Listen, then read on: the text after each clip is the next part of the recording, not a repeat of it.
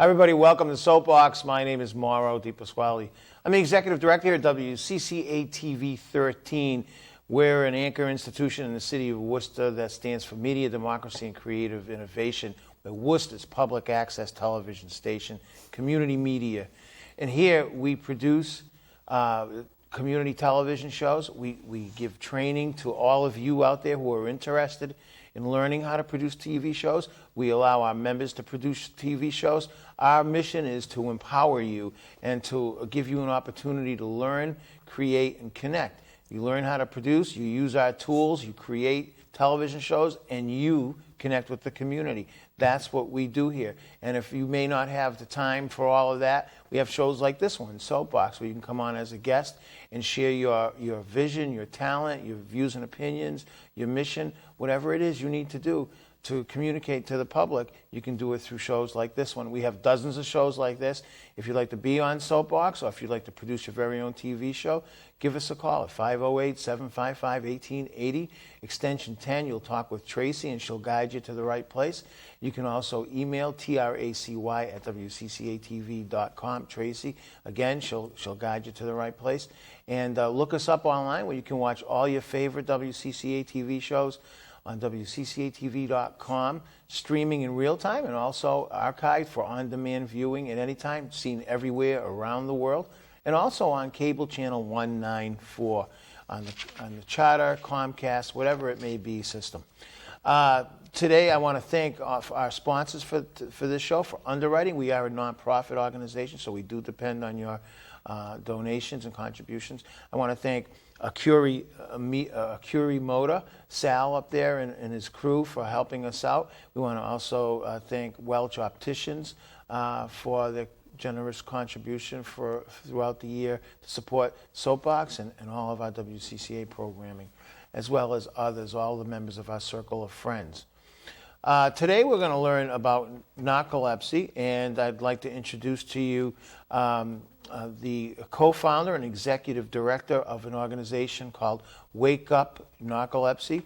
Our co-founder is here also with her son, so we welcome Monica Gow and Thomas Gow. Hi, Monica. Hi, Mauro. Welcome to the show. Hi, Thomas.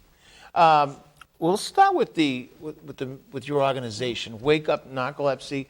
What's the mission of your organization? Yes, thank you very much for having us here, Mauro. The mission of Wake Up Narcolepsy is to support and accelerate research for narcolepsy, and also to decrease the diagnosis period of narcolepsy from what we learned is about 8 to 10 years after onset of symptoms. Mm-hmm. We hope to decrease that to 6 months with our awareness initiatives. So to support research and to support increasing awareness of narcolepsy and what it really is.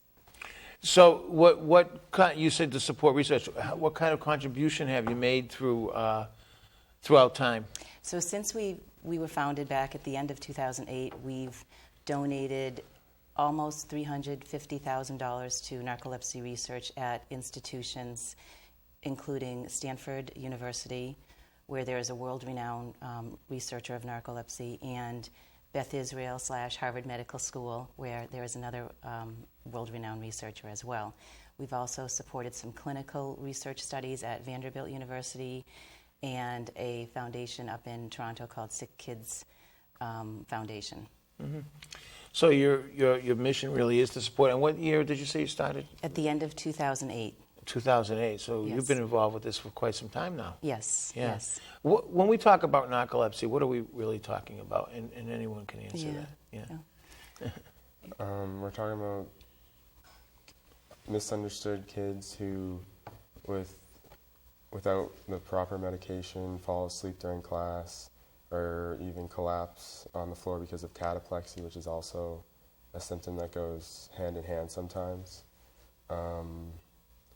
Really falling asleep in school, falling asleep all over the place. I remember when I had it before I was diagnosed, I spent, was it 2 weeks home? 3 weeks. Without going to school, without going to hockey, without really doing anything, just because I was so tired and no one knew what really was wrong. Yeah. Thomas was sleeping up to 18 hours a day, and the doctors couldn't figure out what it was. We traveled from doctor to doctor, over 15 doctors, multiple unnecessary medical tests that are very expensive. But narcolepsy is a neurological disorder where the cells in the brain that control the sleep and wake cycle have been destroyed somehow, possibly through an autoimmune reaction that the body has had to some type of a virus or a stress, environmental stress. And those cells that control the sleep-wake cycle are very important to us. And we need those to fall asleep at night and wake up in the morning and stay awake all day. And so people with narcolepsy need to take probably a half an hour rest every 3 to 4 hours. And they feel as tired as you and I would feel if we hadn't slept for 48 to 72 hours. And so that's the major symptom, excessive daytime sleepiness. There's another symptom that about 60% of people with narcolepsy have called cataplexy, which is what Thomas mentioned, is when he was falling all of the time. With cataplexy, an emotion triggers a like muscle tone, it triggers somebody's muscles not working, so they could fall to the ground. So if somebody's happy, experiencing happiness or anger or another type of emotion, they lose muscle tone, and so their neck might not work. They might just slack out at the dinner table, which happened to Thomas. The arms might not work, and then he was doing a lot of collapsing, and it looked like wilting.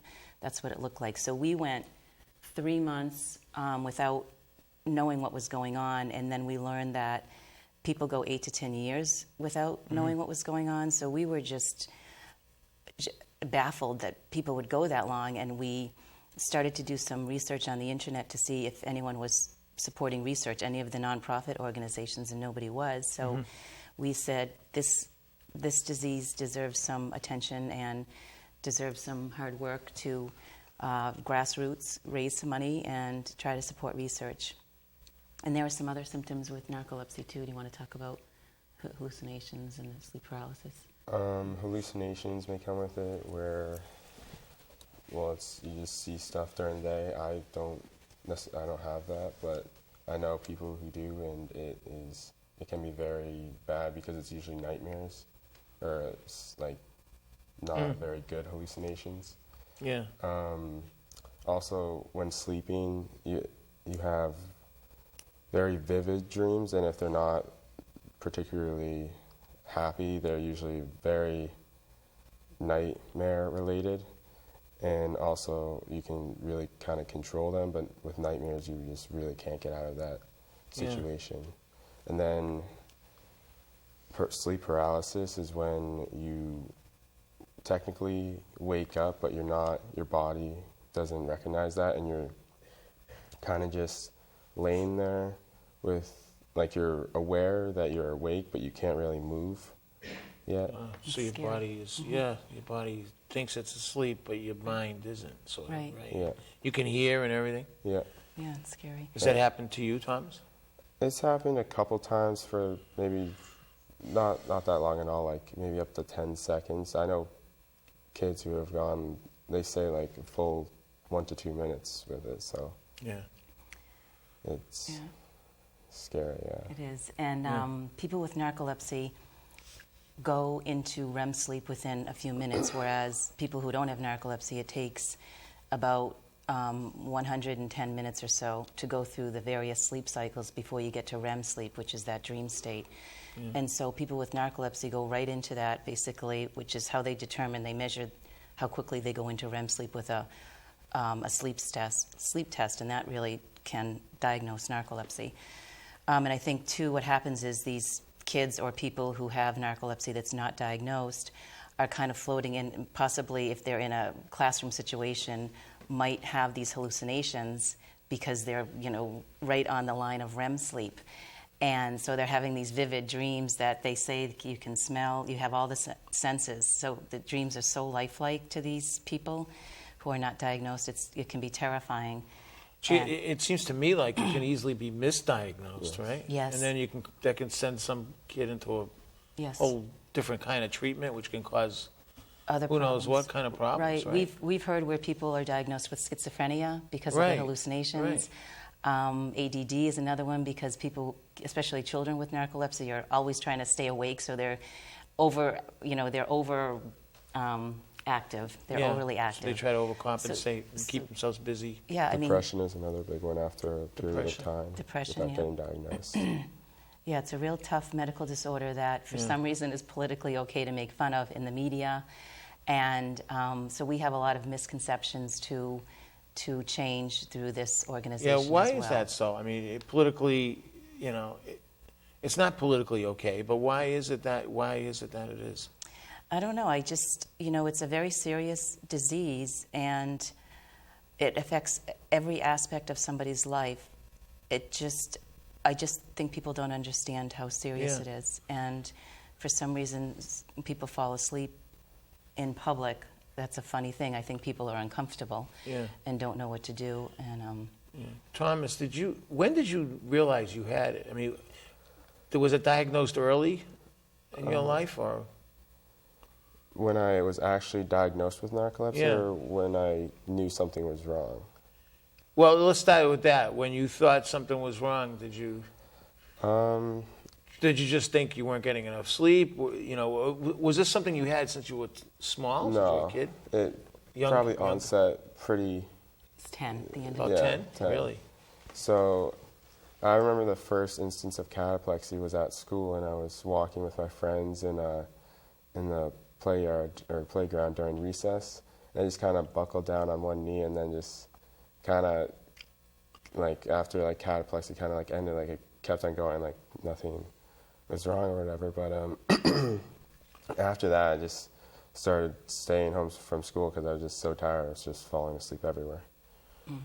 The teacher called and said he was sleeping in class, and at 10, you're not really sleeping more. I mean, teenagers, sleep more, but not when you're 10 or 11. So. Yeah. So then what happened? Then we went to a bunch of different hospitals, went through various tests, spinal tap, other interesting tests. But I was diagnosed 3 months later. 3 months later, yeah. And went through a bunch of medications to find the right one, and it's worked out well. There is medication that does What work. kind of medication did they give you?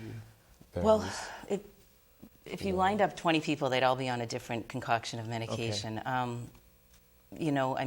There were some stimulants that worked during the day, and then because of the fragmented sleep at night, like I said, they kind of just float in and out of REM. He needs something to sleep at night as well to kind of get him down into that deep restorative sleep. So there's some, daytime medications and then evening medications as well. And then the medications at night also control the cataplexy. Because just talk about how when you feel. When I had cataplexy, and it was actually worse because it wasn't always that easy, just buckling down on one knee. I remember playing video games when I was maybe winning, and that emotion triggered cataplexy, and just kind of couldn't really move at all, or even fall down. I remember when she was trying to videotape me because the doctors didn't believe that I was having cataplexy. I remember this one time I was about to fall, and I ran and shut the door behind me and fell onto a beanie bag because I didn't want her to videotape me falling. But I've seen a couple of the other videos that she's taken, and it's not really. Yeah, it's just your body just kind of gives out. Yeah. It's not expected. Do you feel it coming, or? To a degree, maybe a little bit, not that. So it's rather sudden. Yes. Is there a cure for, or is it just something you have to control? Something that you have to control and work with. Yeah, there's no cure. So that's what our mission too is, to try and accelerate the research for a cure. Yeah. So obviously young people get it, because typically you think of older people that get it, and I don't know why that is. Right. If that's a myth or not, but obviously people get it. Are people being pre-diagnosed or early diagnosed when they're even adult, very, very young, infants? And stuff? Yes, they are. Actually, the average age of onset for narcolepsy is between 10 and 17. So it is a childhood disorder. Yeah. And because of the lag time before people get diagnosed, you're talking 10 years, so they're now in their 20s. mid to late 20s, so you do think of it as an adult disorder. One of the tests, I know he said he had multiple tests. One of the tests they did on him when they were trying to figure out what was wrong was they tested him for a female geriatric disorder. I mean, they were, grasping at straws. So what's that? They just didn't know what it was, and it's the amount of money that the health insurance companies are paying on people with narcolepsy that's not diagnosed is probably through the roof, because you're going through all these millions of tests, overnight stays in the hospital, and all it takes is a multiple latency sleep test. Which is basically an overnight. Right? Yeah, they do an overnight test, then they do a daytime test, 2 different sleep tests in a lab. But it's amazing that the health insurance companies haven't been interested more in helping to eliminate the lag time of narcolepsy. Yeah. You mentioned some causes earlier. I mean, what are the causes? Is it known, or is it, is it a theory at this point still? I mean, what is it, genetic? Well, there is a gene associated with narcolepsy, and a quarter of the population has this gene, and it has to be triggered somehow. So I happen to have the gene, but it has never been triggered in me. And they think what triggered Thomas's was a strep throat that triggered his. So it was like the beginning. And a lot of cases of narcolepsy. There's an autoimmune kind of relation in there? There is some research out there that supports, and this is a theory, but also, the researchers are studying this, that it is an autoimmune disorder. And the body is attacking those cells that are up in the hypothalamus that control the sleep-wake cycle. It's called orexin. And so then you can also measure if you have those cells through a spinal tap, which is what Thomas had as well, which wasn't fun. So is there any way to, to build your way back to health? I mean, certain diets or vitamins or food you can be eating to sort of nourish those areas in your brain and stimulate the growth of the proper cells? I mean, people have gone gluten-free and they say they feel better, but there's none that you never feel the awakeness, the same awakeness again. Yeah, there's nothing right now that is out there that will help you grow back those cells. That would be great. I know that their researchers are working on those. I mean, Thomas is fit. I think staying healthy, eating healthy, staying active are things that really can just help with some of the symptoms. But, you have to, I mean, there are some newer medications that help to really control some of the symptoms. I mean, Thomas goes to school every day. He works out. He, but he does need to sleep. He sleeps at school and he sleeps at home and has to really take good care of himself to stay on top of this and feel somewhat. What do you see for the future as you get older? How would the narcolepsy how would that affect you? Would it affect you differently, or do you expect it to be pretty much the same as you age? I don't know, honestly. I haven't really thought that far. I don't. If it gets worse, you mean? Or? Well, I don't know. Yeah. I know it's it's not something you want to look forward to, but is there, what do you expect to see? How do older persons with it differ? Suffer with it as you have to deal with it.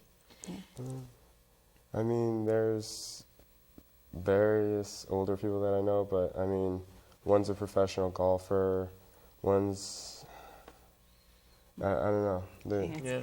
Well, we hope that it's not going to get any worse, and we hope that the medications will just get better, and we hope that they will find a cure for it. Because I think sometimes people with narcolepsy, additional diseases might develop. We've seen that where there's like comorbidity with other diseases in narcolepsy. Well, I know, they would always say, I know my mom used to always tell me, if you're going to sleep, that'll keep you healthy. Mm-hmm. So, there's that aspect too, I imagine. If you're not sleeping, your body tends to be more susceptible to other outside No. issues, right? Yeah, You but get weaker. I get plenty of, trust me. So you're getting the rest. Yeah, it's just not great quality sleep. That's the problem, because people with narcolepsy, when they go down to sleep at night, they might sleep an hour, and then they're almost have insomnia at night. They're awake and then they're asleep, and it's. What do we need not for productive. RE? What's our REM supposed to be? There's a cycle. Yeah. Yeah. Do you know what? Where it is? Yeah. After about 90 minutes, Yeah. we fall into REM sleep. But people with so we get into a very deep sleep, and then we have REM. People with narcolepsy, the measurement, I believe, is 5 minutes or less is when they measure them to fall into REM sleep. Yeah. And so they don't get that deep restorative sleep. So there is medication at night that does help to get that at least down a little bit into the deeper sleep. And just quickly, the adjustments that you need to make, is it based around the medications? Any other issue? Yep, the medication. Plans and quality of life you have to adjust to. Yeah, Thomas has to pretty much plan his naps out. I mean, as a 17-year-old, that stinks, But he's got to figure out how to live with this and still have a successful, happy life, and I think he will, because he has that, attitude toward it, and still do what he wants to do, but make sure he stays healthy and gets his downtime and his sleep. Yeah. A couple minutes left we have, but I wanted to, if it's okay, could you review for those who might be watching, who may have young children or children about your age or maybe older, could you review some of those symptoms that maybe they should say, maybe we should look for this, Yes.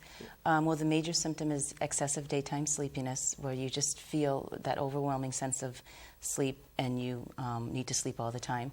Cataplexy, which is the loss of muscle control or muscle tone as a result of a emotion. The hallucinations, they can experience them throughout the day or when they're falling asleep or waking up from sleep, and they're very vivid, scary hallucinations. Sleep paralysis, which is when they're waking up and, like Thomas said, they're awake, but they literally cannot move any part of their body, so they're trapped inside their body, and that can happen for a few seconds to maybe possibly a minute. And then fragmented nighttime sleep. So the person who has narcolepsy is just not sleeping at night. They're in and out of sleep and not resting. Mm-hmm. And then those are probably the 5 major symptoms. Yeah. So I can see where people might think it's schizophrenia or some form of autism or something, and they can be mistreated, misdiagnosed, and that can spin you in a completely different, whole new set of problems. Right. Yeah. Yes. Well, I'm hoping that this show will help make people aware of narcolepsy. And Thomas, thank you so much for sharing your story, your personal story with us on TV. You're a real hero, because I'm sure you're gonna help others too. What you're doing, and good luck with that. Final comments. What can people do to help your organization? Is there a way they can contact you? Do you deal with the public? Yes, absolutely. We have a website. It's called wakeupnarcolepsy.org. Yep. And we have all the different social media pages linked to that website. And the email on the website goes directly to me. So, we're a very small shop and grassroots, but we've spread throughout the country and across the whole world. And do you meet? Do you have groups where you meet to talk about it with other people? Who are going through. We do sometimes. We have events. We do. We try to raise money at events. We have a school program called Narcolepsy Goes to School, and we try to educate teachers, because they're the ones sometimes that see it first. Yeah. Especially in teenagers. Right. It's hard to figure out if they're excessively sleepy or if it's really a teen. Right. Yeah. Well, gee, good luck. And there's a number here. Can I say that number? Absolutely. The phone number. If you have questions, or if you want to maybe participate and help Wake Up Narcolepsy, 978-751-DOZE.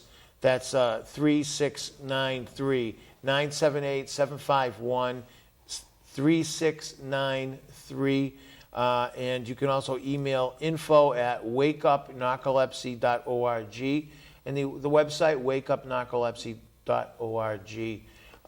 Monica and Thomas, thank you so much. Thank you so much. I wish you well with Thank all you. this good work that Thank you're you so doing. much.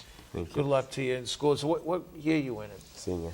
Your senior year? Where are you going to go to college? I don't know. Still looking?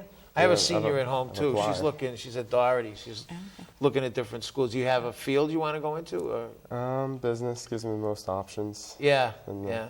You'll figure it out. Yeah. Right? You got a whole lifetime. Yeah. Yeah. Well, God bless. All right, Thank you so you. much. Thanks a lot, Mauro. Thank you. Thank you for watching us here in Soapbox. I'm Mauro DiPasquale. Wake Up Narcolepsy, a great foundation you really should support. Remember those symptoms that Monica talked about. If you have questions, give them a call, 978-751-DOZE, D-O-Z-E, or 978-751-3693. I'm Mauro DiPasquale from WCCA TV 13, the People's Channel. I look forward to seeing you on TV.